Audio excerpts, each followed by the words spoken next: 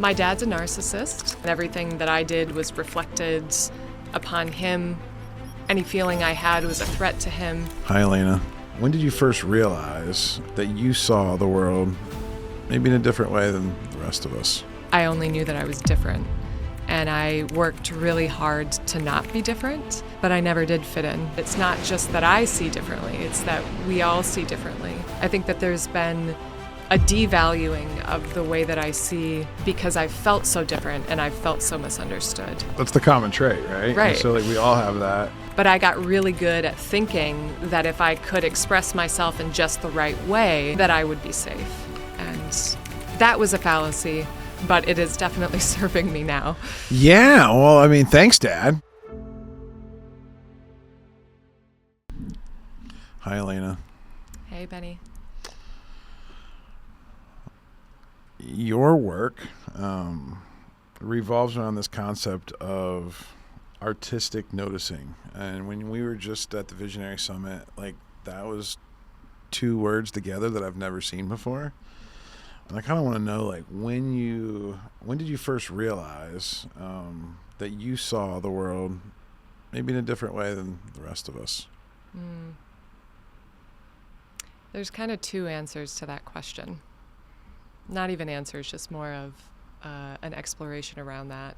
Because I think the hardest thing for any of us to do is to see the way that we see. And I really didn't understand that I saw the world differently. I only knew that I was different. And I worked really hard to not be different, especially because I was coming from a Montessori school and a public school, and I just wanted to fit in. But I never did fit in. And it wasn't until I started getting out in the world, because I've lived abroad most of my adult life, that I just started seeing. And what I was seeing was different. So I thought it was what I was seeing, not the way that I was seeing. But things have really changed since I've started my business, because what I've seen is that it's not just that I see differently, it's that we all see differently. And what does it look like for us to tap into how we actually see? I also think I was a little bit sheltered in terms of my seeing, because I was so seen growing up. My mom knew that I needed things in my hands, and she always made sure that that was there. So because I was seen so well by her and my sister, I had a sense of home there. And then just going out to the world, I felt so different. So yeah, that's kind of... Do you think that... I think it's cool. I think when everybody realizes that they see the world differently, like there's the whole world, and then there's like the visionaries, right? And so if we just put the visionaries in in a room, obviously we're all going to see the world differently. But how have you been able to like help other visionaries? And like, why do you think your experiences allow you to help others? Does that make sense? Yeah. Because they're not gonna, like, I'm not gonna see the same way that you do. Right. But you're here to like inspire me to like think about how I see differently. Yeah. I feel like I'm using the word "see" a lot, and it's because it's hard to explain, you know. And I'm really thinking about, like, you said in your talk. You said like unlearn to unveil, and like, when did you ever have an experience like where you had to unlearn? Yeah. Or you just realize the rest of us are all screwed up and like we need to unlearn? Like, I mean, it's a combination of both, right? Okay. Yeah, I mean, business is such a interesting point in this, because in order to be in business, we have to be understood enough for people to want what we see or what we have. And so I had to figure out how to create context around myself in order to be understood. And that's actually something that it's one of my greatest strengths, but it's also something that I need to actively unlearn in certain situations, because I've gotten so good at it that in some areas of my business, I've taken that noticing out because I'm so focused on the translation and the context that I'm trying to create so that I can be understood. So it's a double-edged sword. I mean, any strength is, but I think that's probably one of my favorite double-edged swords in myself. What was one of the most like profound things that you had to unlearn in like your own personal life?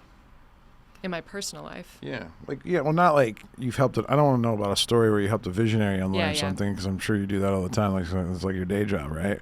But I feel like you have to like experience it first to be able to like teach someone else how to do it. And so do you remember like that, I don't know, something coming up when like, you know, if I say, hey, what was the first time that you remember that you had to unlearn something and you were very conscious about it, and then you actually put a process together and did it, and then it worked, and you're like, oh my gosh, like I figured out like life's secrets. Yeah, gosh, that's a good question. And I'm thinking about that. Buffering. Yeah. Like I learned. Yeah, that was such a good one, right? Yeah. I am buffering. I'm spinning. I think it's something that it relates to what I was saying, but I have a tendency to, because I want to be understood, I have a tendency to explain and over-explain because I'm trying to be understood. But the unlearning of that is important, because setting the goal as trying to be understood shifts my way of seeing and shifts my way of being in myself and valuing myself in the way that I see.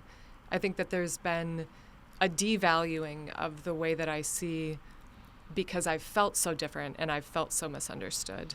And thinking about visionaries too, I mean, that's something that we all just feel. Well, that's the common trait, right? Right. And so like we all have that. So are you familiar with the word verbose? Not well enough to stake my life on That's it. all right. So one of my mentors, he said, Benny, he's like, you're really verbose. And verbose, I think, just basically means I talk too much. Like I say, like I use extra words. I try to over-explain, right? And I knew why. I mean, I've been working on myself for a few years now. Like I get it. It's the same reason that you like. I don't feel like people understand me, so I feel like I have a tendency to over-explain, right? Mm-hmm. And then there's the word brevity. Have you heard of that word? Yeah, I know that one. And so that's like what, using less words, right? Mm-hmm. To like get your point across and being more simple, correct? Mm-hmm. I think. And so I'm going through this process with a mentor that I deeply love and deeply respect. I'm glad that he actually had the courage to actually say that to me, because like that could hurt me. At first, I knew though, like, so like I knew, but like, you know, it hurt my feelings for a second. But then I was like, all right, cool. Like we can get to work on this. I've been looking how to fix this forever, because I think it's always beautiful when people get up and speak or they talk and they can say like, you know, 6 words and people are like, whoa. I'm like, man, I wish I had that, because I have all this like bottled energy from like my childhood. I feel like I just still need to like keep it. It's almost like it's like a muscle that I just learned, and then it just never stops, right? And so how do we do that? Like how do we practice more brevity? Like how do we become less verbose? How do we become a better communicator, a more simple communicator? Is it confidence? Is it practice? My mind went in a very different direction. Oh, tell me. Yeah. I thought of a practice that I've done quite often, where if there's something that you're trying to communicate, or maybe you want to express what you actually do. I'm thinking about work stuff now, right? Like, what is it that you do? Draw it. Draw the transformation that you create. Draw the thing that you want to have expressed. The more elementary the drawing, like the shittier the drawing, the better it's going to be. The more simplistic it is, the better it's going to be. And it's a really interesting process to take the words out entirely, look for the feeling. Where's the transformation, that little tiny thing that catalyzes everything? What does it look like to put that on paper? And then when you look at it, I would be very curious to see how the brevity comes. Have you ever done that before? Mm-hmm. Not in relation to words, though. Like, I've done it to evoke the feeling. One of the things that I use in terms of the transformation that I create for my own clients is, if you think of a triangle, and then you shift that triangle just a little bit, and now you can see it as a pyramid, and then that shifts and becomes a diamond. And that's really what happens when we start to see the way that we see, because we think it's just this really simplistic way that we're really not aware of the triangle. And then as we work with that more, and as we open ourselves to seeing what we see and valuing that transforms into a diamond. Wow. That's beautiful. Can I tell you one more thing about the diamond? Yeah. Okay. Because the diamond isn't just the way that you see. I'm really bored by the idea that this is just about me. When we look at a diamond, I like to think about a brilliantly cut diamond. So it has all those different faces. And we are each a face of that diamond. We don't exist alone. We must be with others. And when the light shines through or hits that diamond, we can think of a diamond or a prism. When the light hits, we get this beautiful split of a rainbow. And we can only see that when we're all together. So there's the beauty of us being able to see what we see, but then there's the beauty of how that comes together in community. Wow. Have you always been like this? Like, have you always been able to like talk like this and think like this and like see things like this? Or was there like a moment in time where like things started to shift for you? I think that I think I've been trained in this, but not in the way that you would think. And tell me more about that. My dad's a narcissist. And what is that? Because like I feel like that word gets thrown around a lot, and it's almost like a buzzword now. I feel like everyone gets like thrown in that lump. So like, what is a narcissist? I mean, gosh, I don't even know. Should we look it up? I mean, we should look it up. And I say that I don't know because. What's your version, I guess? Well, he's a clinically diagnosed narcissist. So I'm saying. Do you want me to read it? Yes. Should I read because there's different kinds of narcissists too. So it says, this is the AI overview on Google at the top. Now, I don't even go down to see if it's a website because I guess this is just combining all of the information. And so a narcissist is someone with a narcissistic personality disorder. Well, that doesn't tell me anything. A mental health condition that involves an exaggerated sense of self-importance and a lack of empathy. People with narcissistic personality disorder may also exploit others. Signs of narcissism: an exaggerated sense of self-importance, a need for excessive admiration, a belief that they are unique and deserving of special treatment, a fixation on fantasies of success or power, a sense of entitlement, exploitative in relationships, envious or believing others are envious of them. Treatment. Oh, this is good. There is no cure for narcissistic personality disorder, but therapy can help. Treatment usually centers on talk therapy. Tips for dealing with a narcissist: stay calm and don't take things personally. Set healthy boundaries. Protect yourself. Take care of your own mental health, and don't ignore the warning signs. And if you're in an abusive relationship, please call the National Domestic Violence Hotline at 1-800-799-7233. That's my little, disclaimer. So there we go. So tell me what came up for you when we were describing. Well, it's interesting. I was thinking about why I said that I don't know what it is, because it feels less important for me to know what it is because I know how it feels. And yeah, I mean, growing up with a parent who has an inflated sense of self, and everything that I did was reflected upon him. Any feeling I had was a threat to him. And, being a kid or just being a human being and having feelings and feeling unsafe having those feelings is a really scary thing. And this relates back to your question about my articulation, because my mom really helped me know that there's one thing that I could do, and that was to express myself. And what's interesting is that with a narcissist, it doesn't matter how well you can express yourself. But I got really good at thinking that if I could express myself in just the right way, that I would be safe. And so it's taken me, it was sometime, I don't know, in the last 5 years that I realized that the way that I express and use my words directly stems from that experience with my dad. and always looking for just the right way to say it because maybe, just maybe, I'd be heard. And that was a fallacy, but it is definitely serving me now. Yeah. Well, I mean, thanks, Dad, if you're listening. I mean, I appreciate that. I mean, I know that was probably hard for you, though. And when you say, like, you know, the one thing that came up as soon as you said, I know how being around a narcissist makes me feel. Tell me what it feels like. Like, what does it feel like? Like, what's... Walking on eggshells. You're never really sure when things are going to change, what's going to shift, what's going to set it off. Yeah. And when it gets set off, is it just you feel like attacked, or do you feel like you're not enough? Like, was there anything else, or? I mean, mainly the attack in public was always worse. So trying to kind of keep things level enough so that didn't happen, but there's no way to actually do that, and you just never know. So there was like a hypervigilance, I would say, in terms of, and this relates to seeing too, like looking at everything around, trying to figure out where the threat is, if there's a threat. So the eggshells and that constant looking, sourcing the environment for, is this okay? Are things okay? What, so you have that like almost polar opposite parents, right? Like you have a mom that's like super like just building you up and giving you all the amazing positive tools, right? Mm-hmm.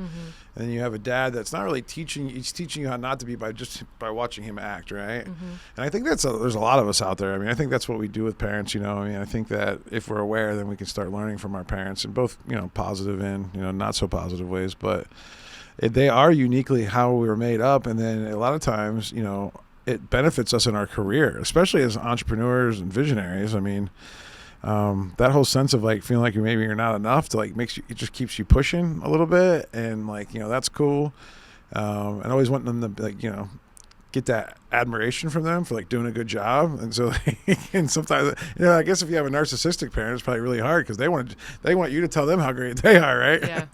That's so interesting. When did you like get into this business world? Like how, like what was the transition from like how do you turn this into a business, or like when did you find out that you were an entrepreneur? And are you an entrepreneur, or are you just a visionary? Because I feel like that's a difference too. That's a good question. I have no idea. Like I was about to say that I have been a closeted entrepreneur. And the reason that I say that is because, but see, now I don't even feel like an entrepreneur when I describe it like this, because I've just always lived life in the way I wanted to live it. I was doing things like I went to Japan straight out of college, and then I was working on an illustrated book, and I was cleaning houses, like literally cleaning people's toilets so that I could work on this illustrated book. And I was actually quite successful. It's like I moved to Frederick, Maryland, and was there for 2 years, didn't know anybody, and somehow cleaned enough houses to live. And it took me years to connect, I can do this thing and that I would actually want to do, because I don't really want to clean toilets anymore. Couldn't figure out how to turn that into art, could you? Well, no, right? Although I love that I did that for 2 years, because it gave me a very interesting perspective into people's lives in a way that I really value now. Yeah, you can see human behavior. It's all very interesting. Lots of men pee on seats. Yeah. I broke that habit, by the way. It's because you sit down, right? No, oh, okay. No, because I got yelled at enough for not, you know, raising the toilet seat. Because, you know, like when I was pretty much single for like my 20s, I just peed wherever, right? It's taking a turn right now. So we're gonna go back. Yeah, we're gonna go back, but we're gonna go back to. It's taken me, having started this business, to realize that what I didn't know how to see before was being able to do something that I wanted to do and provide a value that I wanted to provide and get money from that. Like that was completely outside of my understanding about things. I just thought money was a way to get things that you need to get. I don't have any entrepreneurs, or I didn't have any entrepreneurs in my family to look towards. And thankfully I had a mom who was supportive, because she definitely wondered what the hell I was doing as I mean, she always has kind of wondered what the hell that I've been doing, but Well, you're a free spirit. You're not your typical, like, Midwestern kid. Like, didn't go, you're not going to go get a real job. Like, you want to go do art. You're basically no different than anybody that wants to go, like, to LA to, like, be a star, or, like, go to New York to be on Broadway, or be a painter and, like, I think of you, like, instead of, like, doing toilets, like, I think of the waitress out there that's, like, making jewelry on the side, or, like, creating canvases and things like that. And your art, is just a little different. And most people, I wouldn't think would say that it's probably, children's. I mean, you were doing what, children's books? Like, they weren't children's or not books. Children's It was more books. of like a meditative exploration of this pilgrimage in Japan. So even a harder thing to, like, explain to the normies, right? Yeah. And so, yeah, that's interesting. But you don't have, like, this. So I look at it as an entrepreneur, as someone that wants the responsibility of creating jobs, employees, right? Starting a startup, building an actual company with, like, people. To me, though, just getting to know you the last few days, you're a free spirit who's figured out how to live life by design. You do your own thing. You're your own boss, but you're more of, like, I would say more of a visionary, actually a visionary, right? Because I don't believe visionaries, a lot of visionaries become entrepreneurs and then become business owners, which is, like, the worst, that's, like, to me, like, no offense to all you business owners out there, but the whole definition is it owns you. Like, you, like, own it, it owns you, right? Because we're shackled so tight. And so it's like, how do we become, like, I think everyone wants to be like you, I would think. I would think that and if they don't know, because they've been in the system, or they, like, are doing the thing. Yeah. But to be completely free and just be able to collaborate, because I feel like that's what you do. You collaborate and create and connect. And those are, like, the 3 C's that I think are that's just pure freedom as, like, a 7-year-old kid. Like, that's just what we all want to do. So Yeah. Anything come up when I said all that? Yeah, I was just thinking about how when I actually did get started in the business world, I thought it was a weakness for me to live life by design, because I didn't really understand that I was even doing that. I was just doing whatever the hell that I wanted to do and cobbling things together enough to be able to do that. And so now when I'm reaching out to business owners and helping them with their marketing, because that was my foray into everything, it was marketing and branding, I didn't know how to explain how I knew what I could help them with, or, like, how I knew what to do. I don't have the CV for it at all. And it's taken me the journey of the last 5 years to understand how that's actually why my best clients want to work with me, because I don't understand the world they're in, so I can help them see things so differently to then come back to their worlds with a new set of tools, with a new way of seeing, and their innovations and explorations and, dare I say, answers become completely different. I couldn't do that if I understood everything that they were in. I wouldn't be able to bring in that different perspective. Yeah, you would just be like, oh, wow. You, like, be with them. And it's like you're just looking at it, like, from a completely different lens. You say that art is more than paint on a canvas. It's about reimagining and generating ideas. Can you break down, like, what that means, though, in practice? Like make that tangible for us? Yeah. I really like to think about art as taking seemingly nothing and turning it into something. And there's really besides that, there's no real tangibility. Like, we can all imagine getting a feeling or a picture in our head that starts to want to come through us. And to feel that a little bit, I'm going to throw in a random question here, because I want us to actually feel that. I can talk about this in an intellectual way, but I find pretty boring. Like, to intellectualize art is boring for me. But when we think about, if I were to ask you what your favorite color is, I asked you this yesterday, I think, but what your favorite color is, and I'm asking everybody who's listening what your favorite color is, do you have an answer that comes to you right away? Yeah, I mean, my first notion is blue, but then I think, like, yeah, but I really like orange. I really like yellow, and I love black. Is black even a color though? Like that's what's going through all my crazy head. Like but then sometimes I really love purple. I don't know. Like it's like, do I have a favorite? Like I don't think I actually have a favorite. I think I like most of the colors. Yeah. I don't really like brown though. I will say I don't like brown. Gray. I'm not a big fan of gray. Browns and grays. Yeah. All right. Well, then let's take blue and brown, and notice the feeling in your body with blue. Yeah. And notice the feeling in your body with brown. Because that's a really quick way into inspiration. And what would it look like now to create with blue? A lot happier, more positive, more bold. Yeah. That's what it would look like. Well, and it's cool because, like, I was thinking as an artist with, like, paint, like, let's get paint on the table in blue.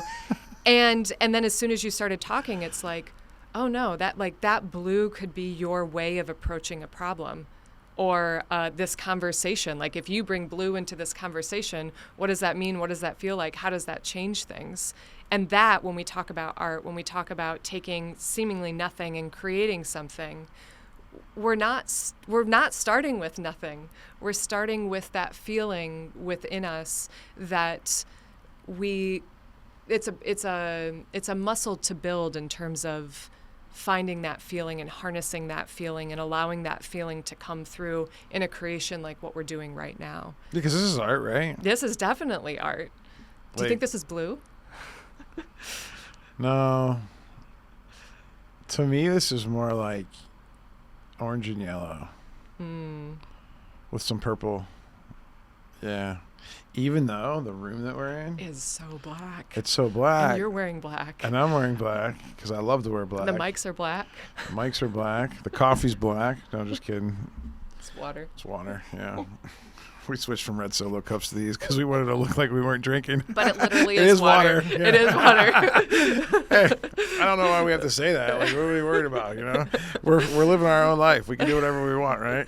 How do you help people shift from seeing creativity as an artistic skill to seeing as a way of moving through life, right? Because there's so many people listening. Oh, I'm not artistic. Like I already know, like all those negative Nancy's in there. They're driving down the road right now. They're like, oh, this is dumb. We should turn this off. Like, you know, I can't paint. I can't do a podcast. I'm not going to play music. Like the traditional types of art, right? Mm-hmm. How can you get a visionary to see it as almost like it's an experience, right? Like it's like everything's an experience, and it's like how do you get to, like we're just moving through. Like I felt that yesterday when we did that workshop. Well, is there anything that you want to share before I do? No. I feel like there might be something on the tip of your tongue. No, I mean it was just this whole experience of being down in Florida, and then like the fact that I just met you, and like you're like this. I said earlier, I said you're like my sister from another mister. And you're like living in Berlin, and we're in Japan, and like then we went through this experience, and this is the bubble of the container of like, hey, coming to the Visionary Summit was like the experience that I was like, oh yeah, I'm moving down there, I'm gonna flow back home. It's an experience in a bubble, but now it's not a bubble because then like this random person just came into my life and then taught me how to think about things even in a more creative way. Because you know I'm just like the rest of the people listening. Like you get stuck doing the same things over and over and over again, and we're like become robots. Now we're more advanced robots than the normies, I would say. You know, like I mean, like it's not like we're like punching a clock, and it's not like we're delivering mail to mailbox. No offense to mailman. I love mailman. I love mailman too. It's almost like therapeutic, I would think, to just do that. I'm kind of obsessed with mailmen. Okay, well that's a whole other podcast. Okay. Well, back to like, yes, it's all just an experience, and then the fact that I have my canvas with me, like you know, I can do this anywhere. And like with podcast studios popped up, if I meet someone cool, I'm like, all right, let's do it, because the chances of me going to Berlin tomorrow is probably slim to none because I want to get home to see my babies, but this is really cool. Yeah. And so I'm using this as an experience because my wife always tells me, she's like, Benny, do you know how, well, she doesn't call me Benny. I should have not said that. It's Benjamin. I wish she hates Benny, by the way. But she says, Benjamin, do you know how cool of a life you have? And I go, I think it's pretty cool. I said, but like, it's just my life. Like, it's just like, I don't know. She's like, no, it's like cool. Like, because she talks to her mom, and her mom just like, oh, he's doing this. Oh, he's doing that. Oh, he's doing that. And to me, like, it just is. Yeah. And then I realized, and I said, take a step back, and I'm like, wow, I'm doing all these things, and I appear that I'm moving super fast, but because I've learned how to be present, it actually feels super slow. Like last year felt like 10 years to me. Where like I've had years back in my like 20s and 30s, and I'm like, oh my gosh, I can't believe that year just went by.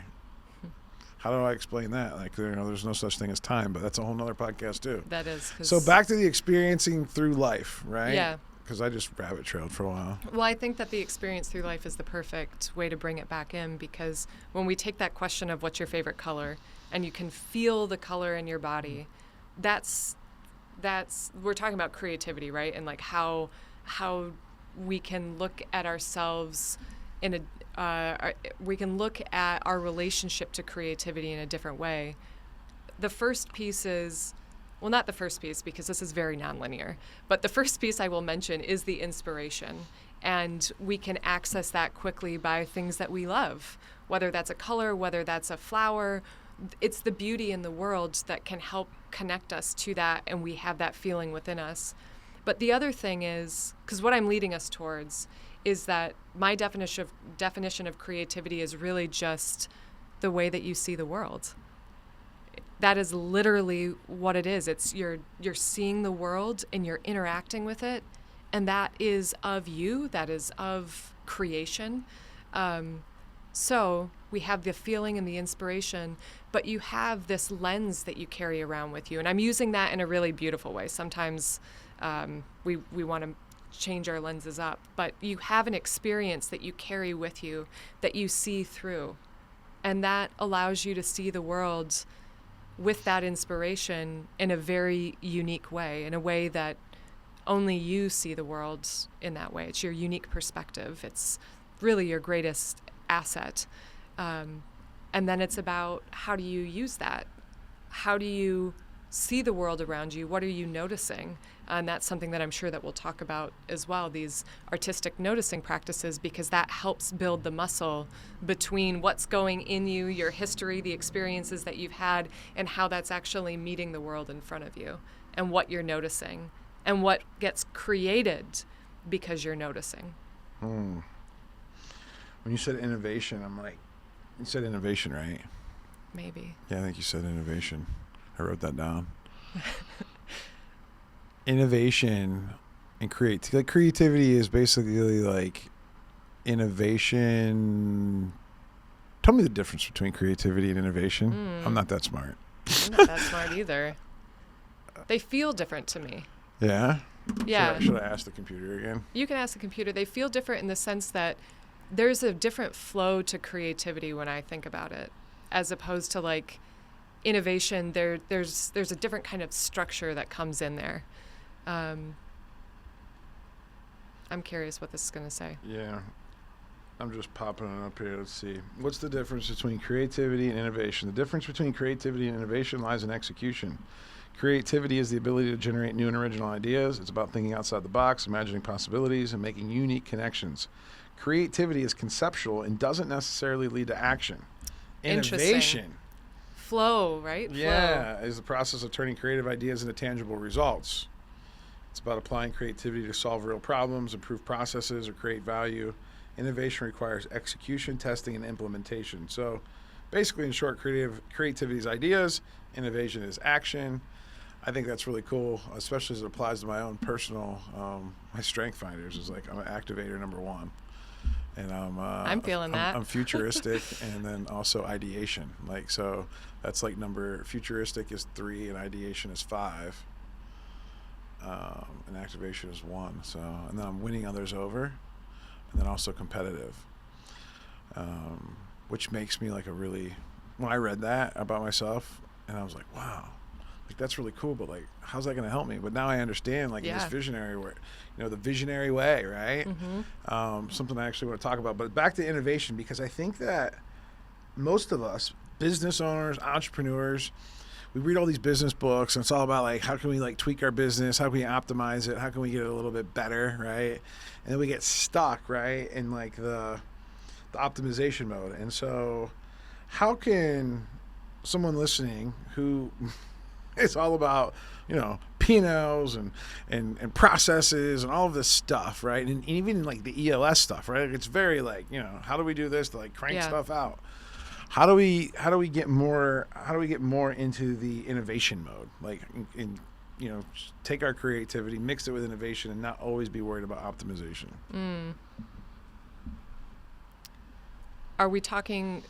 Am I talking to visionaries right now? Yeah, because I mean, like, I would say, this is a visionary audience. This is pretty much like, whether they know they're visionary or not, they may think that's just a weird buzzword that I call myself.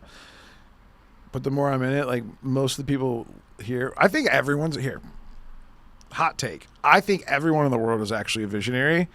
I think there's some of us that, I think 90% of the world gets that taken out of their ethos when they're young because, people are projecting on them, and then they don't have the drive in their brain. I don't mean like they don't work hard, they don't have drive. Like that ADHD like thing, like that thing in their brain that like they can't help it. No matter what, like they're bucking the system, they're bucking the trend. It don't matter what anybody tells, right? There's like 10% of us that are like that. Those are your athletes. That's what Dr. Doug Brackman talks about in his book, Driven. There's like that, it's a gene, right? Like there's something in the brain. So those people, we just buck out of it. We actually just keep, and it's hard. Three quarters of 90% of us have a painful bane of existence to get through that through your childhood and like until for me, like I didn't figure this out until I was like 39. You've obviously figured out at a much younger age, which is awesome, which I think is really cool. And I'm here to do these podcasts to like try to get to the people like at 20 years old, 22, 25.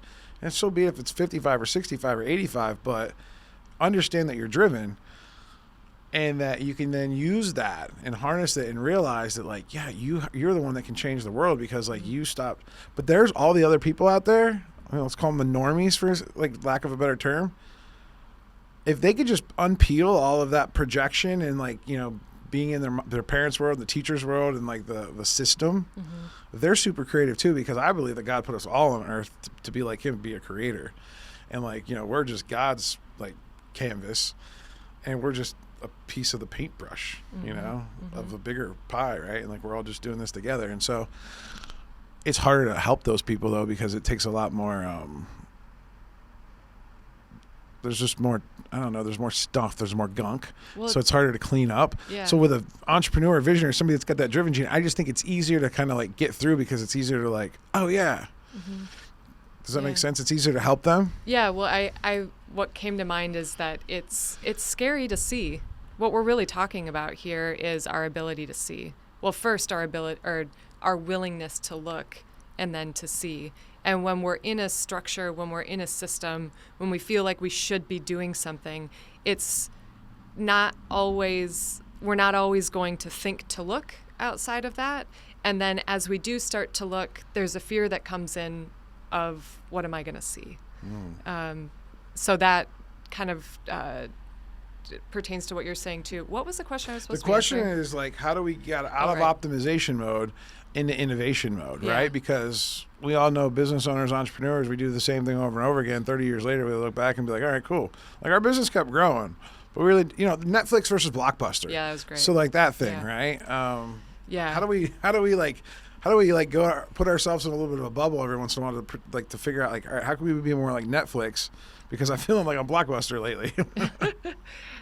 Well, to what end, right? Like, why are we want to attach ourselves somewhere to understand why we're doing that, to know where that shifts, where we need that shift to be. Like, that's one of the things that I'm thinking about. Well, it could also be in your personal life too. It doesn't necessarily mean you have to innovate your business and like go to Mars. Yeah. It could be like, I want to travel and see the world more. I actually want to pick back up my guitar and start playing that. And like, it could be anything. I got you. Yeah. Right. I love that.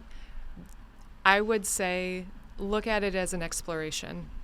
An exploration by nature can't be optimized. Like, just think about trying to optimize exploration. You've created a box that you no longer can get out of. And let's not demonize optimization. That's not what we're talking about here. But optimization is about making something better. And when we're talking about wanting to do something new, like picking up the guitar again or traveling more, that's not something to make better. The solution to get there might entail some optimization, but I would encourage, I would really just encourage exploration and owning that word and feeling what that word is. And then we're getting closer to the artistic noticing in terms of how we can start to bring more of that exploration into our everyday life, because when we want to be more innovative in a split second, we're asking a lot of ourselves. It's like trying to run a marathon when you haven't been training at all.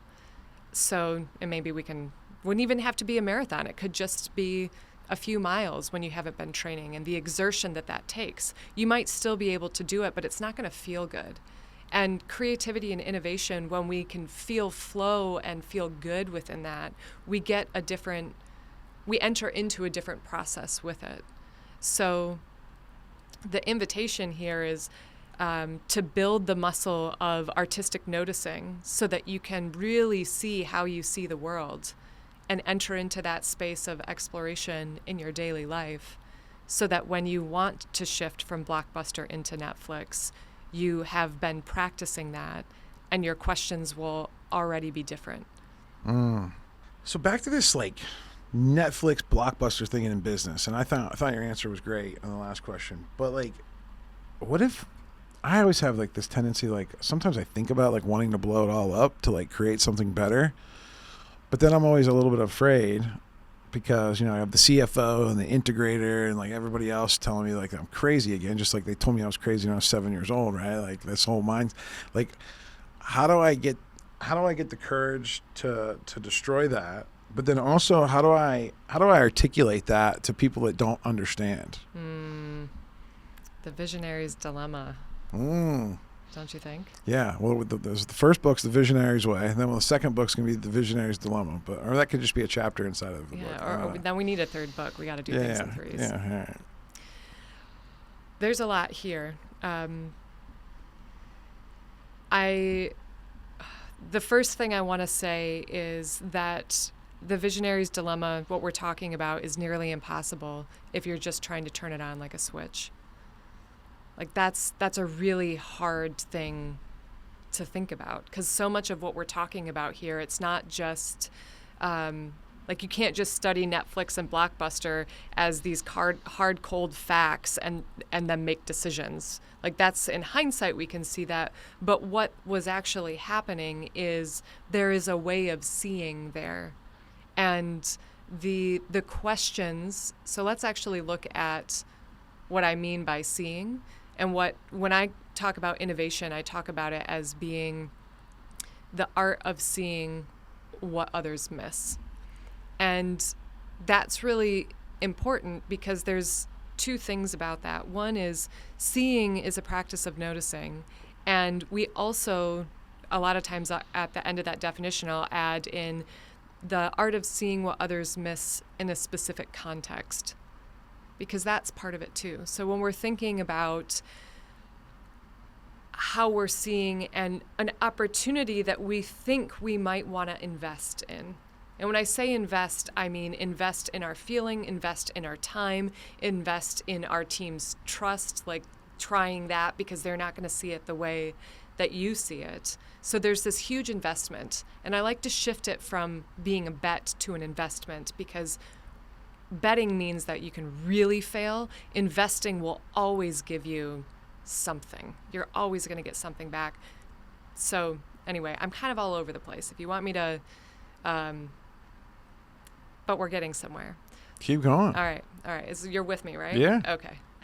This is my hardest thing, right? Am I translating? So I'm glad to know that at least I am partially. So what we're looking at is allowing ourselves to see. We need the practice of seeing.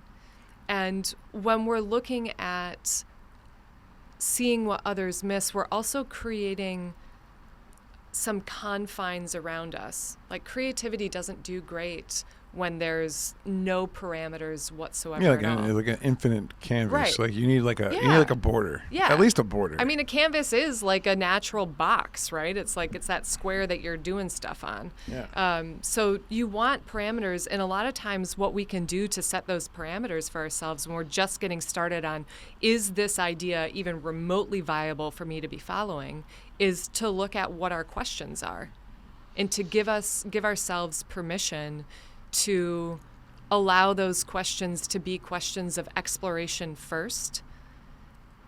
And I'm really talking about before you're even sharing this idea with somebody else, because you need to cultivate this in yourself first. That's a great piece of advice right there, because a lot of people, like, I know for me, pops into my head, next thing I want to do, oh, we got to get this done, we're going to do this, we're going to go, like, and then everyone's like looking at me like I'm crazy, and then like 3 days later, I might actually forget. So like, I think if it keeps coming up for you, this is what I've learned. If it keeps coming up to you, if you're still and you can't get it out of your mind, and it's just like, it's hitting you for a couple weeks, couple months, like it may be time to take it a little bit further, right? And play around with it a little bit. Yeah. But still like play around with it. It's like the pre-painting. Mm-hmm. Like you want to pre-paint, right? Like you want to get your colors on the palette. You kind of want to get it ready to go. You might want to test out your board a little bit before. And you want to practice like how to explain it, how to because you're going to have to eventually tell somebody if you want to get it done. And so I think that, that prep work, and doing that and trying to do that to the fullest extent that you can is probably going to be very helpful. The other challenge, I think, is like, all right, because really good visionaries, we have these ideas that are really good like all the time. We also have 1,000 bad ideas, but like if we have 20 good ideas a day, that doesn't negate the 20 that we have good, even though because we have 1,000 bad. So how are we responsible? How do we become responsible with the ideas that we start to execute on and start to build on, right? And then also feel good enough about like the ideas that get rejected, or the ideas that don't make it to the pre-painting stage or the canvas, or we don't even get to explain it to somebody. It's like, where do we go to like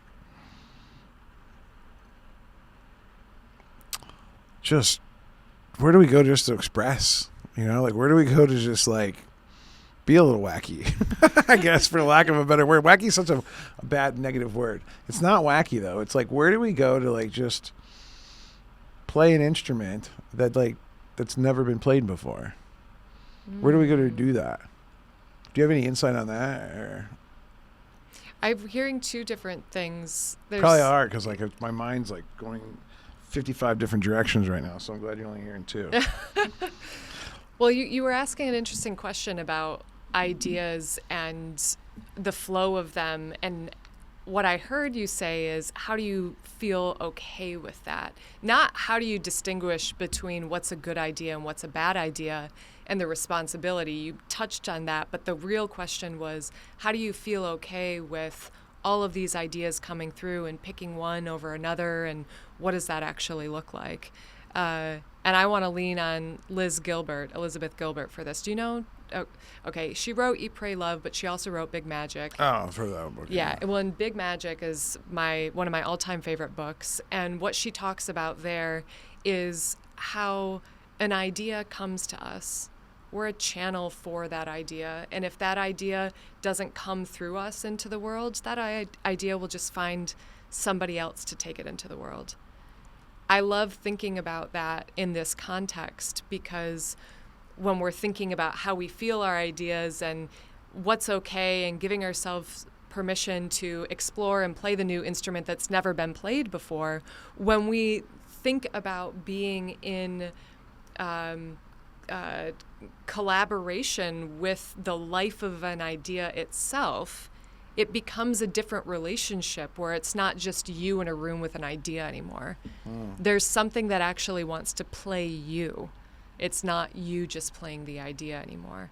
And to me, that opens us up to an entirely different way of being with ideas and exploring and giving ourselves the permission to have that play before we ask that idea too many questions, or bring other people in that don't understand the idea. Yeah, thank you for that. And I want to take it a little bit further and actually personify the idea as a guest that you're welcoming into your house. Because can you imagine this beautiful guest, or maybe it's not beautiful, maybe it's loud, doesn't really even matter. Like some guest that comes in and wants some attention, and the first thing that you say is, what the hell are you doing here? Where do you fit in? Like, that's what essentially we're doing to our ideas when they come to us, and we want to know what they're doing here. Are they valid? Are they worth your time? Just think about asking a guest that question, those questions. Yeah, that's good. So all this sounds great, all the things we've been talking about, but like, how do we put this into actual practice? And I know that when I was in the workshop with you, you had a bunch of different, I don't know, I'm going to call them modalities or practices. One of them was counting. Another one was tracking. And you told this story, and you've actually created art around like where you were walking around your apartment, tracking your footsteps, and like drawing lines of like your movement all day. Mm-hmm. And then every day you would draw a new diagram of your apartment, and you'd put you'll see where you went. And there was me that recognized that you didn't go into your bedroom one day, and I said, well, where did you sleep that night? And everybody laughed, right? Like, where did you sleep that night? Did you ever figure that out yet? Anyway, No. So when did you come up with this tracking practice? How does someone put this into practice? Yeah. How did you come up with this tracking practice, and how does somebody like implement that? And what are some other ways that they can track things? Yeah. Well, what you're talking about is artistic noticing, and tracking is one way of practicing that. And we can track anything. Like, we already track our KPIs and everything. And what's interesting about tracking or counting, because counting is another thing that we can cue into, is that we're looking for meaning. What has meaning? And we are attaching that, and then we're attaching to that, and then we're tracking the thing, counting the thing. And what we're doing here, these artistic noticing practices, are structured ways into unstructured thinking. So when we're doing this noticing, we're giving ourselves noticing and a context to confine ourselves in, and then we're allowing ourselves to build that muscle of looking at the world, not related to an outcome. Well, you asked specifically about the tracking practice and how I developed that, and it's a great question.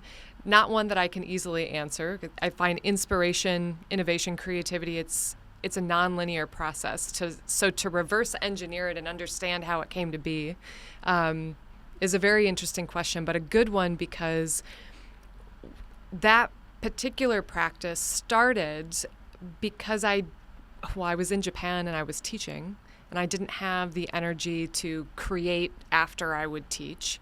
And that's why I was there. I went back to Japan to create.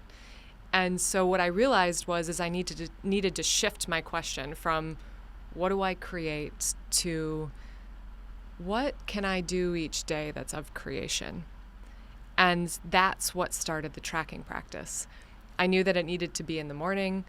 I created parameters for it. So from the time I got up to the time that I sat down with my coffee, I paid attention, or I noticed my steps throughout my apartment. And so when I would sit down with my coffee, I would track those steps. And what was interesting was I couldn't remember exactly where my movements were, whether I put my coffee on before I went to go hang my laundry or whatever it was. But as I let that go, as I gave myself permission to let that go, what started to happen is the art emerged, because I wasn't attached to knowing the my movements perfectly. And that's when, because you saw the book that I made. Yeah, it's really cool. Yeah, that's when I started to see something emerge. And that's why I love the tracking practice specifically, because it is about putting something on paper. And as you are doing that more and more, you're creating. Another tracking practice that I've used with clients actually is literally just drawing lines in a square. And for this particular one, it was noticing when you felt like you should or shouldn't be doing something, and then you would draw vertical lines, versus when you felt a freedom in what you were doing, and then you would draw horizontal lines. And I have actually a book that's filled with all of those lines, and it's literally, I don't know, not hundreds of pages, but a lot of pages where you can just flip through and see all of these lines. So I literally have a book. I have a piece of art, an artifact of how I have felt confined or not confined. And the real key here is that when we start to notice those things within a specific context, because you need both, you need the noticing and you need the context, you start to see different things. You start to notice different things about yourself. When do you feel like you should be doing something? When you notice yourself feeling that, do you do anything differently, or is it just noticing? There's all these other questions that are then able to come in because you've noticed the first piece of it, which was the should or the shouldn't. So, I don't know, this crazy idea just came to my head. Oh, good. What if we could design something to where, like, as a human, we're walking around, and let's just say it was color related. When you had a certain feeling, it was a certain color. When you had a different feeling, it was a different color.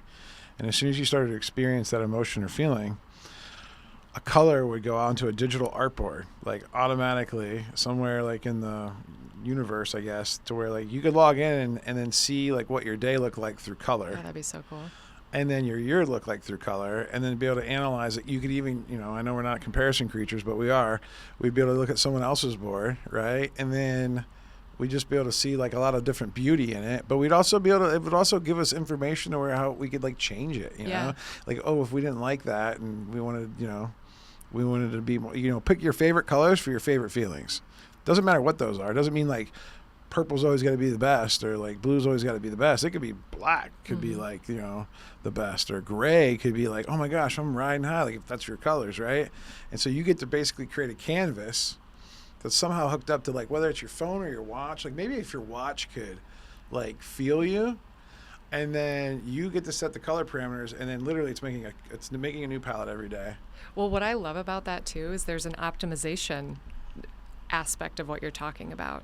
Meaning you want something that can do it for you so that it can do it better. Well, I just want to do it without thinking. Like, I just want to be able to like do it like, I want to be like not conscious really about like, because I don't want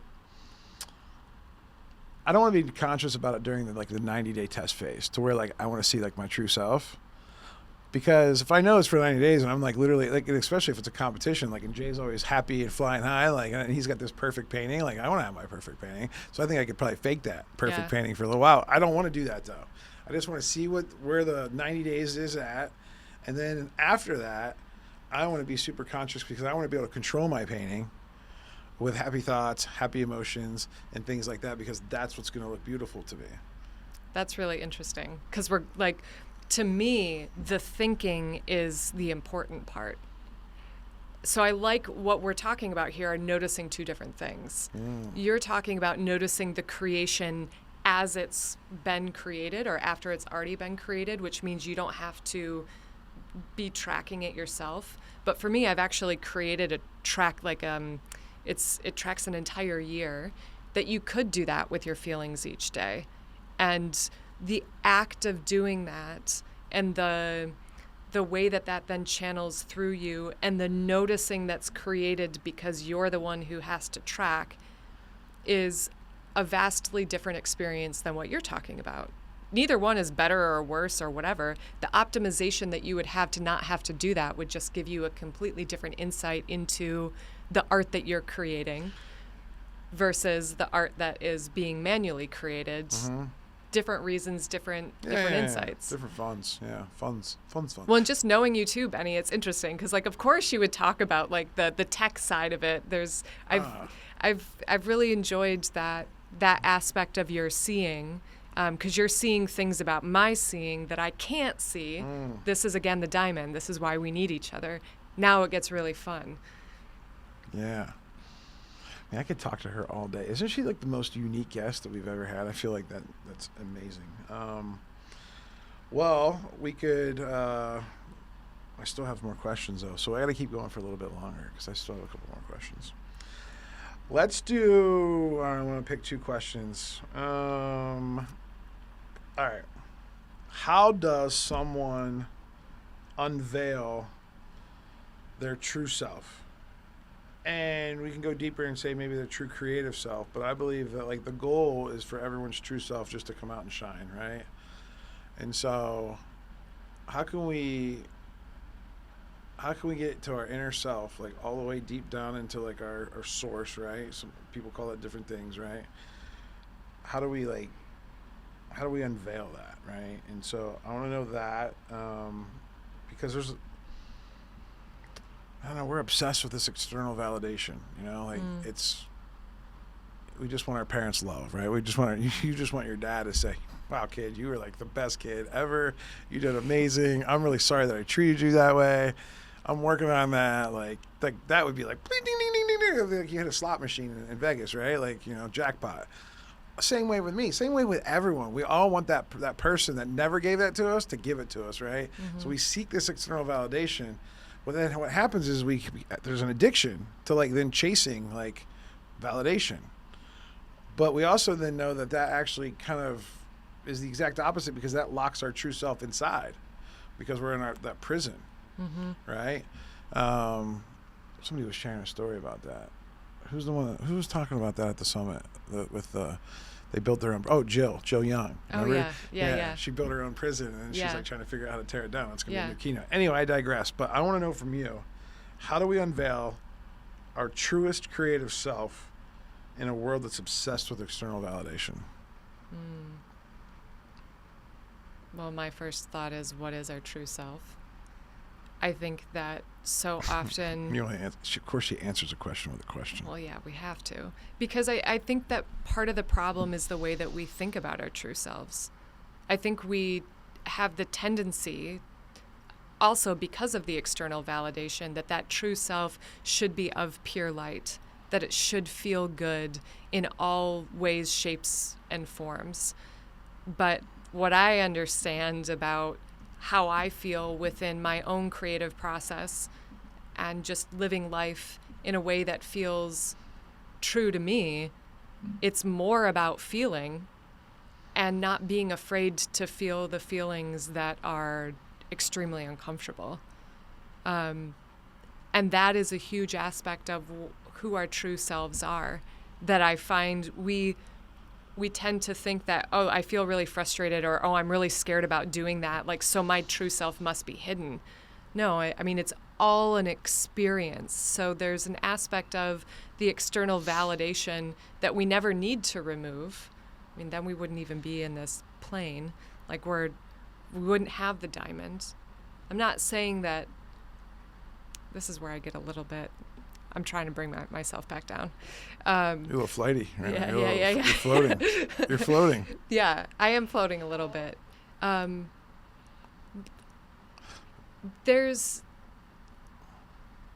think what you're asking for is more about connection, and connection to self, as opposed, because I don't want to answer the question of external validation is always going to be part of our story. It just is. Is it though? Like, do you think that you can get to a point where, like, do you think that you can get to a point where you heal from that, and then you don't? It's like not even like you don't go back into the past anymore. You're literally just being. But going back in the past and external validation are different, aren't they? Well, but like if you get here, so I believe that yes, most people, unless you're like Jesus Christ or like some perfect human being, has some sort of, need for approval, external validation. I think that most of us struggle with that now. There are some people that probably realize that, or that they have like amazing parents or something like that. They don't have as much of that. Mm-hmm. But once they've dealt with it and they've, they've healed from that, and they literally are like in their true self, and they are being, I don't believe that person would ever need to go back into the past for anything anymore. Because the past wouldn't serve them anymore, and they're only being their true self. And so, and in your true self, just being 100% present, you're not looking back in the past anymore, because you don't need it you don't need it to go forward. You don't need it to heal anymore, because you've been healed. Now, I know that that's like the ultimate, like to be able to get there, but I don't think that you actually have to keep bringing it up if you really don't need external validation. Now, in saying that, then I'm thinking right now is like, all right, well, but is it always going to be whispering in the back of my head because I don't know another way? But like, so that means I just need to do the work and shed my layers, shed my shit, right? Like, I just need to get rid of it. Like, Gino Wickman talks about this in the book Shine. Like, the true self is like it's our light source inside, and we've built up the ego and the cocoon, the prison walls, through all the stuff that happens in our life, and then we have to go do healing, right? We have to do things, whether it's art stuff, whether it's anything that we do, therapy, experiences, meditating, no matter what it is. And so every time we do that, it tears down a wall, it cleans the muck off of it, until we can get it to where we're pure, right? And then our light is just shining out of us. We don't need that anymore. We don't need the external validation, because I'm beaming so bright that like I don't feel that like need to like be validated anymore. And so then I wouldn't need to go back to do all that again, because that just, I don't know, it's like kind of like the people that always are talking about their past all the time. Yeah. I don't think that happens once you've truly transformed to a certain level. That's boring to me. Well, maybe that's just where you're at right now. No, I think what I hear from the true self is thinking about that light and letting like I think when we close our eyes and we think about our younger self and bring that in, I can have a different sense of my light and my noticing and my way of being in the world. And I think what I'm saying is that is always with me. And when I think about my true self, there's always the experiences that I'm going through. And as I'm going through those experiences, there are going to be feelings and other things that come through. There's also, in getting closer to that true self, there's also a shedding of layers. And the more that we shed of those layers, the deeper that we get, and the in some ways, the more uncomfortable the feelings become. But what's boring to me is that would ever stop. Like do you think it always, like, do you think that, like, so when you go deeper and deeper and deeper, do you think it gets harder and harder and harder? Or is there ever a point where like it actually gets easier and easier and easier? Oh, I mean, it's both. Because what do you think it's different per person, or do you think like it's both for people? I think it's different for all of us. I know. So you think that there's some people that could just experience bliss by going deeper and deeper and deeper, or do you think that you always have to experience a little bit of uncomfortability? I think it's all. I what I'm interested in is the non-linear experience that we can be experiencing all of it at the same time. Yeah, like I can feel. I mean, think about grief. I know that we both experienced grief, and grief is the perfect example of being able to feel the richest, deepest, most intense state of sadness, while also being able to feel the beauty and the love at exactly the same time. I say that all the time. Right. Wow. So like So you get that. Oh my God, I get that. Yeah. So you think that that's what that experience is, the deeper you go in, it's just more of like that, like amplified. I think that there's... But somebody doesn't have to die for that to happen. We can feel that way almost all of the time. I mean, I have experiences where I'm looking at beauty and feeling sadness at the same time, that I can be feeling intensity. And that feels alive, right? Like you feel like that's 100% alive, right? Yeah. It's like it almost to me it actually feels better than just feeling good. Right. Like, which I don't think most people would understand that until you actually got there. Well, I think that's what I was saying, that like the talk of true self and just being the light is boring to me, because if we're just the light, we're not experiencing the paradox that life is. And I am a true believer in the idea that anytime there is a paradox, that is where we should live. That is where I want to live. I want to live in that paradox. That paradox tells me, go look at that thing. Like, that is why I am an artist. I am bringing an artist perspective into business strategy. There is there's a paradox there, or seemingly so. But to create truth out of those paradoxes, that's where shit gets interesting. That's where we get to break through and see things so differently. if someone wants to go deeper with this and work with you and find more information out about you and all the work that you're doing, like what's the best way for them to start this journey? I'm sure most of them are going to be afraid. I would be afraid. I'm afraid right now a little bit. Me too. Well, like what am I going to like? What rabbit hole is this being Elayna going to take me down? And, it's so scary to see. It's scary to decide to look. But you'll look with us. Oh yeah. I mean, and we want the fear. The fear is going to tell us where to look. Yeah. And now we get that paradox again, right? Like, in order to have creativity, in order to be truly inspired by life, there's also this fear that comes with that. It's just understanding which one gets to lead. We don't want the fear to lead, but the fear has to be there for the creativity to just blossom. That's also Elizabeth Gilbert. You got to read Big Magic. I'm plugging her at the end of this. They can go. That's all right. That's because it's I don't know why. We can psychoanalyze that later. Yeah, definitely. But it's ElaynaSnyder.com. Yes. So I'll put the links in. Yep, and LinkedIn is also a great place to connect with me. I post there regularly, and I really enjoy having conversations through the conversations that I start with my posts. It's where I test a lot of my ideas too. So if you want some weird shit, you can find it there too.